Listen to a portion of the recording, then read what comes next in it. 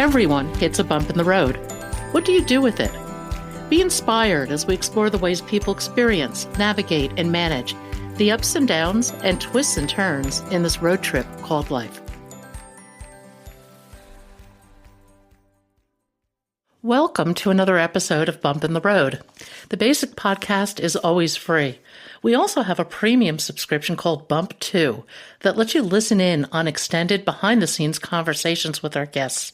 Check it out at www.bumpintheroad.us. What happens when life gives you everything you wish for, but you still feel empty? How do you navigate from there? Michael DiPietro and Marcey Donnelly bring great wisdom to their clients as they contemplate the many changes that come with midlife. They guide people in stripping away the false programming that we all live with to realize the wisdom of our inner self, of our heart, and to use that wisdom as a guide to an authentic life. This is a terrific conversation for all of us as we navigate life's bumps. Please welcome Michael and Marcey to Bump in the Road. Welcome to Bump in the Road. If you would, tell us your story. I'll turn it over to you, Michael, and Marcey, chime in as you see fit. Okay, so I've been doing coaching and transformational guidance for probably close to 30 years. But midpoint in my 40s, and I'm pushing 60 now. But midpoint in my 40s, I found myself losing enthusiasm, losing motivation, just wanting a complete shift of something in my life. And it's like the wind went out of the sails and the gas tank was empty. And so at that point, and it happened right in my mid 40s. So the typical midlife crisis.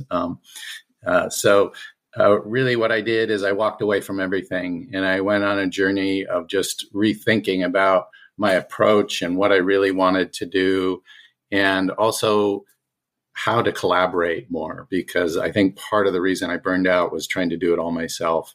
And so as I started rebranding and reestablishing my brand more from an inner perspective and doing the inner guidance work and the spiritual component of the work, I engaged with Marcey and we wrote the book. And so it's just been a kind of gradual evolution of coming back to life and feeling more enthused and feeling like I'm aligned again, which is really great. So that's how it started for me. And, like I said, I've been doing this quite a while, but it's really shifted in the last 5 years since meeting Marcey, and then getting to work with her and collaborate with her has just been a dream come true. So. Now, how did you two connect?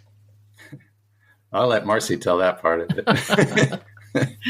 I will. That's part of my bump in the road in my history is I kind of grew up doing the things that externally brought success. So kind of what was expected, going to school, having a family, participating in my community, chasing kind of the dream of success and in a financial institution. And that's been my career.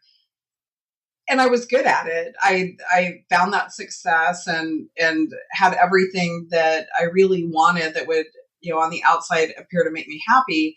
But inside, I just really felt depleted. So I was kind of noting that the mid 40s, I kept searching, and it was always external things. So I would take courses and do some self-reflection and spend a weekend away at a retreat and then come back feeling great for about 48 hours. And then I would get back into the feeling of kind of gloom and heaviness. And when I stopped to look at what the problem was, I really couldn't figure it out because I had what I had asked for. And I felt super blessed to be there. And then, but I still always felt like something was missing. And I wasn't full of joy, satisfaction, really wasn't showing up for myself in my life.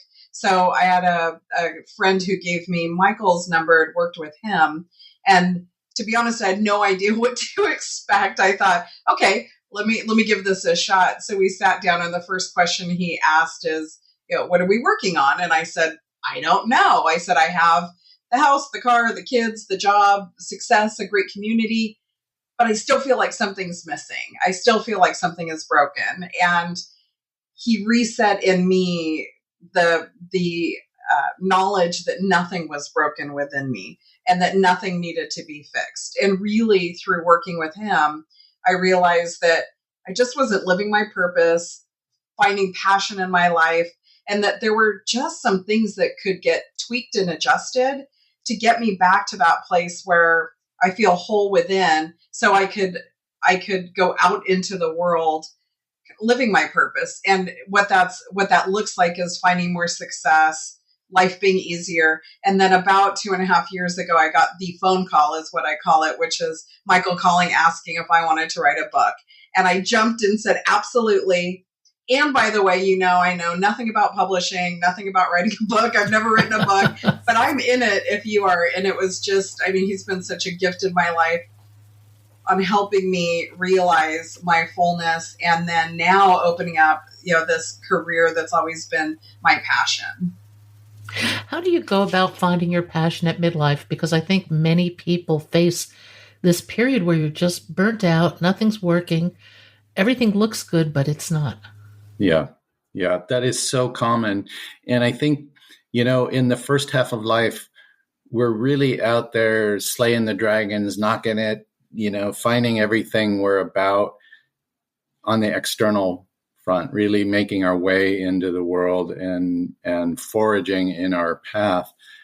I think that transition really becomes an opportunity. I like to call it the midlife opportunity, right? Because the opportunity is to really go deep into who we really are. And I think that the problem with midlife is people get eclipsed, their essence, their true nature, you could call it soul in some circles, it gets eclipsed. And so we just miss who we really are. And in some ways, we're living out our personality rather than the true essence of who we really are as human beings. And so I think that opportunity is an opportunity to reconnect at a deeper level with our true nature, with our connection to other people, and to feel our own loving nature.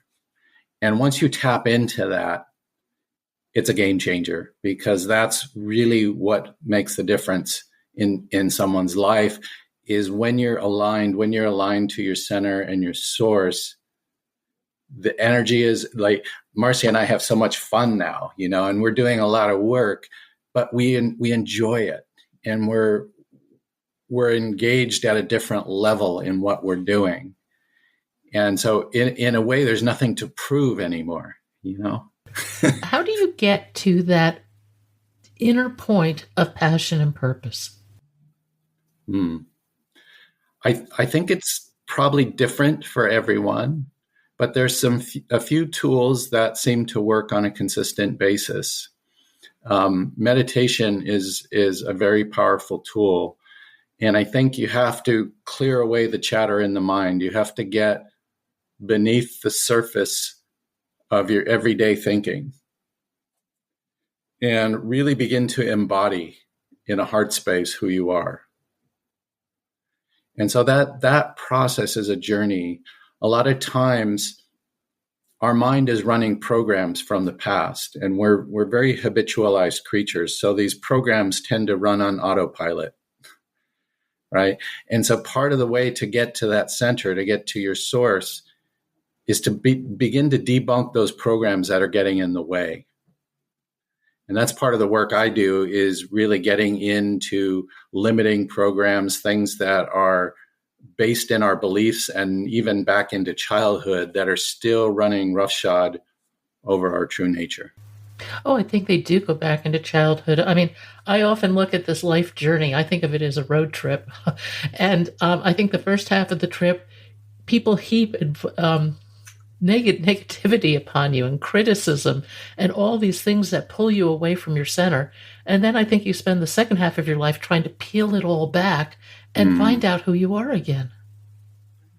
One of my favorite questions is, what brings you joy? What do you get excited about? What things are you really good at? And that really are kind of the little breadcrumbs that lead to starting to form purpose. And so in my work with Michael, I know working with people, leading, mentoring, that's what I did in my career. brought me joy. And then the whole work of inner transformation and seeing shifts and then going out into the community. Those are things that I got excited about. So it was pretty easy for me to start forming, and I'm the super practical minded one of this duo. So I always ask Michael, tell me how to actually realize that in my daily life. I need practical tips. And so that's a real practical tip on starting to tune into purpose, is like, what lights you up? And that question always is exciting to talk about.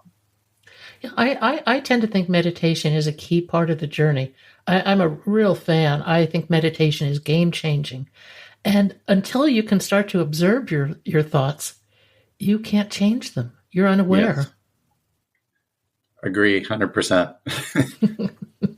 And it's amazing what runs in your brain. We get glimpses, though, even if our mind is still very active, we get glimpses. As Marcey said, maybe it's a walk in the park or a walk on the beach or a special time with friends, or you watched a sunset and you had this very poignant moment. The thing to realize is those experiences, as profound and poignant as they are, they're not coming from outside of you. They're generated from within you, and they're reflecting these deeper places where life has more meaning, where life is richer, where you are fulfilled and you feel like you're aligned and on your path. And that experience, to get to that, meditation is not just a tool to observe the thoughts, but I'm kind of trained in some Western disciplines as well. And in some Western traditions, they say contemplation. And I make the distinction that meditation is for the mind and contemplation is for the heart, to sit in and just honor your true loving presence, that this amazing being that you really are, and just to sit in that space and enjoy the heck out of it. And while you're doing nothing. Where does the heart and mind come together? Oh, such a beautiful question. You're really taking us on a journey here. I think they are connected. I see the heart as the space that contains our mind, our emotions, and our physical sensations, our body. Right? So the heart, if it's really nothing in a way, so it's hard to point to. But if you look at the heart as the container, it's the thing that gives us our human experience. And then we think a lot, we emote, we feel and sense and behave in certain ways. And that's all adjustable. Once you get to the realm of mind and the core beliefs that are driving, you can shift the programming at that level. To get to the heart is almost like, it's almost like the painter. Like if I gave you a set of paints, a canvas, and said, paint your picture, that's your life. And then your heart is you, the painter. So I think heart, when I use the term, it's really this all-encompassing part, the inclusive part, the part that's loving and allows us. It's a state of unconditional love for who we are and whatever we're going through. Is it the pure experiential piece of our lives? I would say it's tricky. It's almost no experience. Okay. But it's the place in us that gives rise to all experience.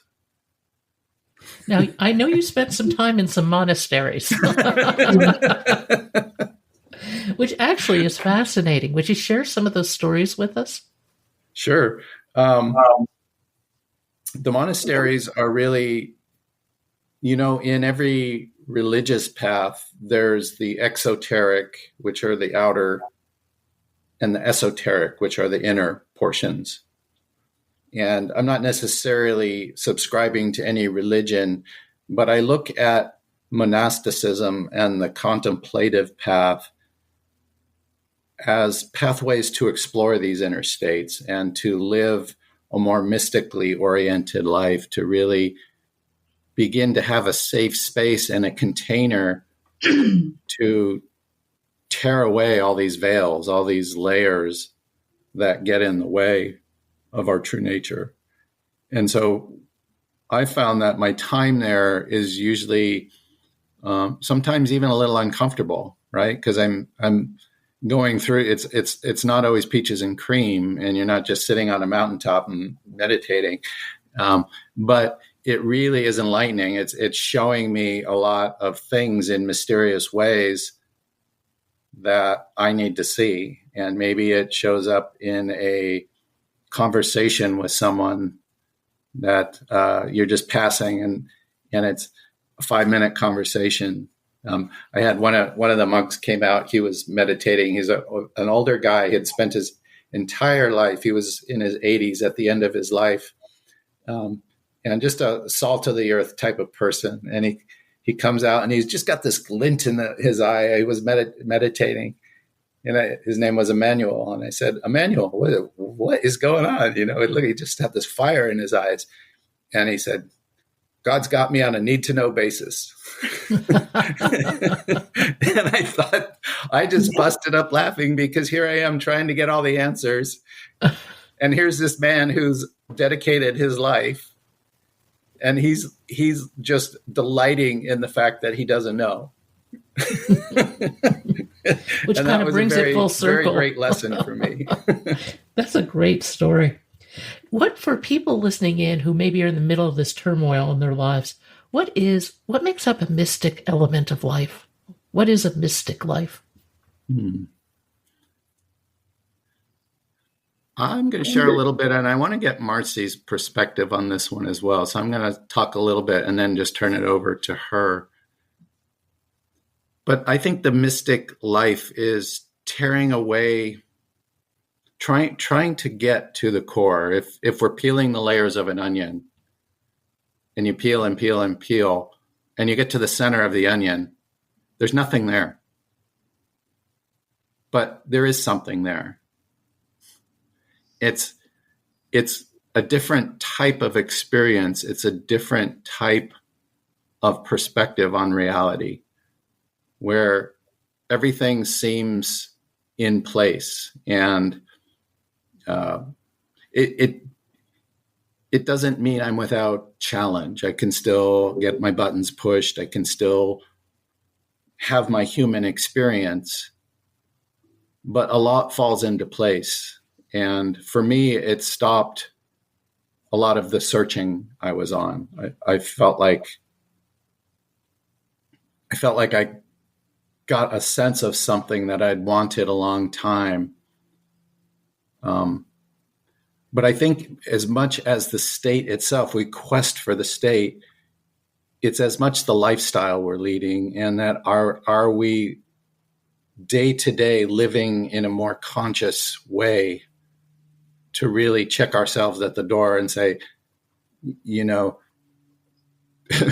Marcey knows the human part of me. Like if I lack sleep, sometimes I'm a little short in our work together, and I might be a little curt in my response to her, but my responsibility is to catch that and say, hey, I didn't sleep well last night. That was not a very compassionate response I had.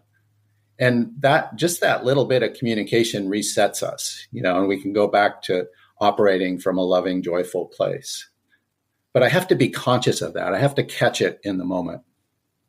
And so I think that's as much as we talk about the state we want to get to, but it's as much about being aware in the moment as well. And that's that's what I was, really tuning into, is the state of presence. And I tended to be a stereotypical people pleasing, love to be in control of everything and everyone, super organized. And if any of those things weren't in place, then I was off and, impatient, frustrated. And that would just be really around the ones that I love the most in my house. Outwardly, everyone would say, gosh, she looks fine. She's producing, she's doing this and that. But inwardly in my house and within myself, I would know I'm in a dark place and this isn't fun. And it would really take away a lot of joy in my life. So this work of being present and accepting kind of the duality in life, that, part of my nature is a person who is highly organized, but I also have to accept and be okay with things in chaos, because that's a natural, part of being organized, is that sometimes things are chaotic. So it really is deciphering for me the personality and the identity so that I could live in a state of presence. And being okay with not being in control of everything is really disruptive to someone with my personality, but there's a freedom to it. And then the opposite of that, again, is being able to play in the mystic, to be able to see things show up when I'm present. And as Michael said, it's not sitting on a mountaintop meditating. It's really interacting with people and seeing, we've all had, I think, hopefully, the situation where you think of somebody and the phone rings and they call you. Those little synchronicities, we call it the something more factor. And my life is completely shifted by letting go of the fact that I'm not going to be in control all the time, letting go of the need to be in control and understanding where that came from, and then kind of playing with the duality in life. And amazing things show up that just bring me joy and gratitude. And to what Michael said, it's not 24/7. I have still my humanness and my personality, and things creep in, but the power in letting go has really been a life changer. And that presence and the heart we talked about, seeing that as a gateway to this place of inner and outer has been a real joy to live. It's 100% shifted my life to the point where I can't even remember what it felt like to be me 5 years ago. That's fascinating. I think control is something we all wrestle with. And yet I think it's ultimately an illusion. And it's an illusion that can control us. Right. And our world is so oriented towards left-brained living, towards control, towards having things in order. What's it like on the other side of that now, 5 years later? Ease, peace, playfulness, while getting all of my stuff done. Like, from the outside world, it looks like I'm the same person. I, have a successful career, successful, relationships in my life. I'm a community member and going to meetings, PTA things, and still kind of living from the outside as if nothing has changed. But I think people have sensed that things have changed because I just have so much more ease, and we call it ease and flow. It's like things just end up working out. And I don't fight against things when they don't work out. I know when to navigate, when to set things aside, when to push forward. So there's this, and our book is the inside guide. 100% I turn inside to check in when I get triggered or run across an obstacle. I immediately go back inside to check where I'm at. And that is the path to move forward, where then I could go back out and continue. And so that's been really the gift, is love it when things ease and flow without work. But when it feels like work, I go inside, or when I'm having issues, I turn inward, and that helps me figure it out. When you think about accepting the duality in life, that's incredibly expansive when you get to that point. But how do you hold it all together? I don't. I let it go. I can't hold it all together. I let it go. That's presence. That's heart. That's trust. That's love. And basking in that world of spirit and love, and know that I don't have to hold it all together, that I'm safe and can deal with whatever comes up. I'll be fine. I'll be fine because I'm whole and complete as I am, and I'm going to be fine. So bring it. Yeah. You bring up I think really... there's, when the more you practice and the more you're doing your practices, your meditation, your yoga, those things that support us along the way. I think a really powerful thing that happens is acceptance for what is occurring. So no matter what you're going through, it's okay. Even if I'm in a painful moment, there's a way to hold yourself and to hold others that says it's okay that you're going through this. It's part of the human experience. Nothing is wrong here. Let's just look at the experience you're having. And one of the things and I notice Marcey does this so much more now in her friendships and relationships, is the ability to hold space for other people, to really say, for a moment, it doesn't have to be about me. Let me put all my attention on you and be there for you and be present to you right now. And that does something for other people. It's really a gift we can give to them that allows them to be more, to feel more unconditionally loved, to feel like there's no judgment. We're completely accepting of what you're going through. It starts to unlock a lot for people when they get a taste of that. Does it all boil down to love? I think so. But maybe not love in a romantic sense. I think like we have to understand the mystical nature of love more. I thought more about your question earlier, and I think it's really getting quiet and getting still within ourselves as well, And so that to me is love. It's really this expansive, spacious clarity that embraces every part of us and every other being on the planet. If you were to give somebody 3-5 steps or something facing this midlife turmoil, what might you say to them? First, honor yourself and begin to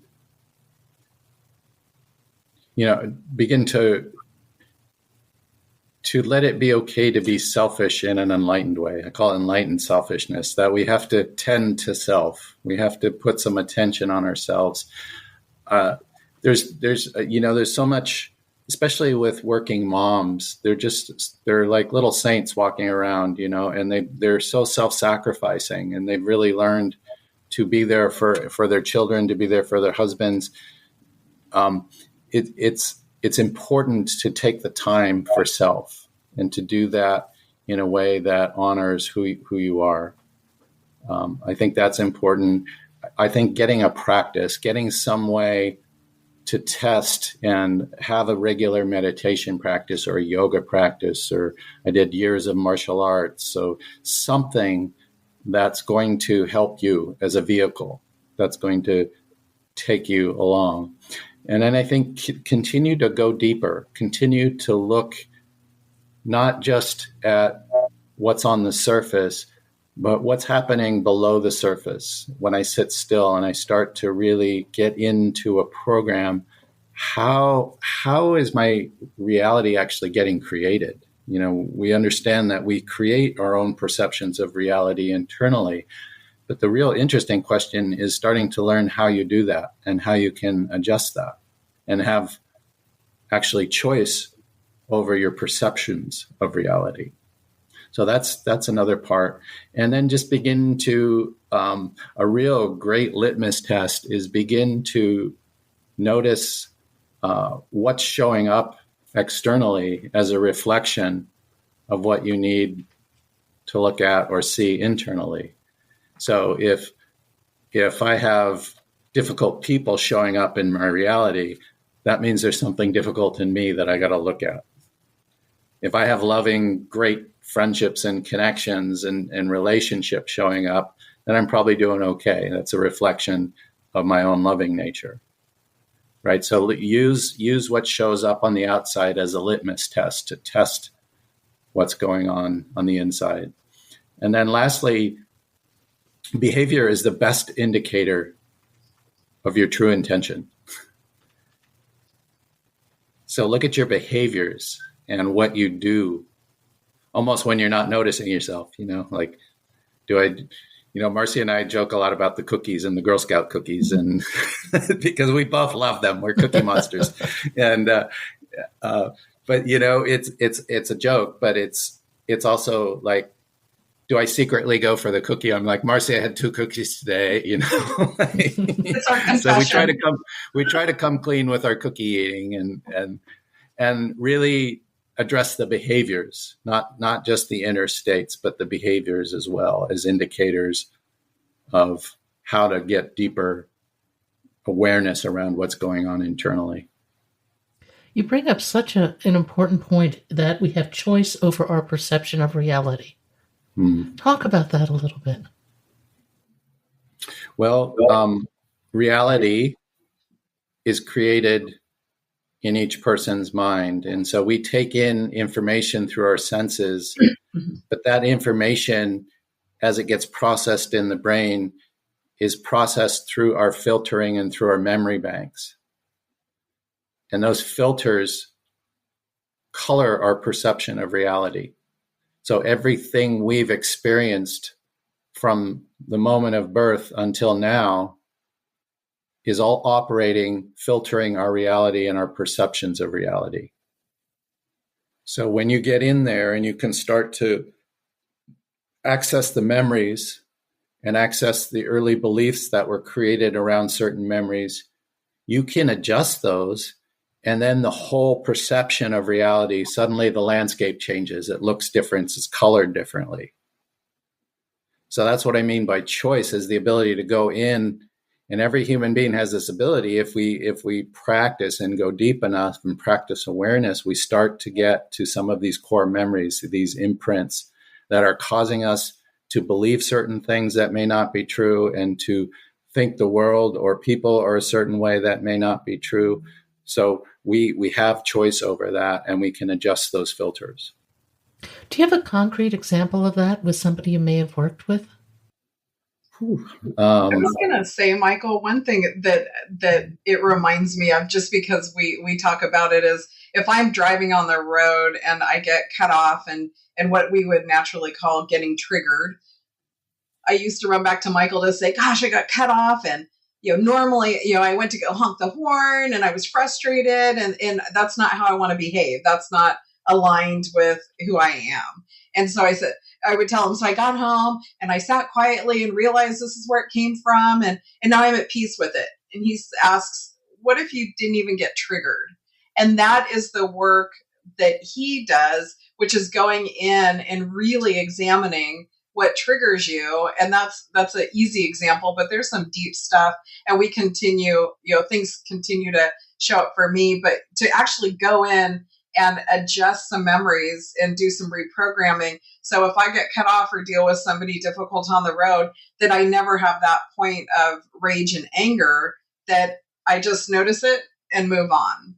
And I think that's the difference, is in the past, I would find ways to decompress and get back to my joyful state and move on, but I still have to go through that difficult moment. And through this work, it's helped me unwind. And that's when I mentioned I don't even remember what it felt like to be me 5 years ago, because there's been so much of these programming, and the big stuff happened right away. And then we continue to kind of work through these smaller instances when I continue to get triggered. But it really is a difference. How do you respond and relax? Or what if that trigger doesn't bother you anymore? No, what if it doesn't bother you anymore? And when you understand it, you have the choice to not let it bother you. And it may take a few iterations, but you can get there. I had an experience like that recently, actually, where somebody stabbed me in the back, twisted the knife, and pulled the rug out from underneath me. Ooh. It was pretty bad.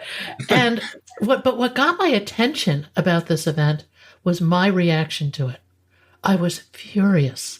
And I'm normally pretty loving, happy, kind. I work hard to try to stay in that type of mindset. And this blew me out of it. And I looked at myself. I was on a Zoom call, and I looked at myself, and I looked awful because I was just so full of anger. And it hit me that this is not me. This is not where I want to live. Why did I react to this? And it went back to many incidents of betrayal really throughout life. And when you start to see that pattern, now you have a choice in terms of how you react. That's right. I have I thought of an example as you guys were speaking. So I have a client, and she's uber responsible, very responsible, to the point where if she doesn't have control over everything, she has trouble delegating. She feels guilt. Well, if we go back into childhood, we look that's all stemming from irresponsible parents. And she was the older child, and she really had to step up to raise their younger siblings because their parents weren't being responsible enough. So she learned very early, if I step up, that's how I get love and support, and that's how I find my belonging in the family. So as soon as she grows into adulthood and she starts to challenge that experience, it defaults back to the early programming. And so it creates a compelling unconscious drive to keep doing the same behavior until you go back and shift the context and shift the programming and the memory in the early years. And when you do that, then the beautiful thing is once that shifts, choice almost becomes irrelevant because you don't even have to remember to be different. It just becomes, like Marcey said, she can't even remember who she was. It becomes more automatic to just operate in a different way. And life always presents you opportunities to learn a different way, doesn't it? Truly. I'm still going through that one. I don't think it ever ends, but it's a really interesting journey. I think when we start turning within, it is the journey of a lifetime. And that's where you want to be. Your book again, and where can people find it? Marcey. Sorry. Our book is The Inside Guide, Breaking Through to Intuitive Wisdom and Inspired Living, like we talked about the lifestyle. And our website is www.loveguides.us. So turning back to heart, Love Guides Us, and you could buy the book on our website or on Amazon. And also on our website, we have some events coming up, some virtual events, some in-person workshops and retreats. So we really love building this community and connecting with like-minded people. And really, I think that that's the larger purpose for Michael and I, is to really shift consciousness and hopefully leave the world better than what we came in.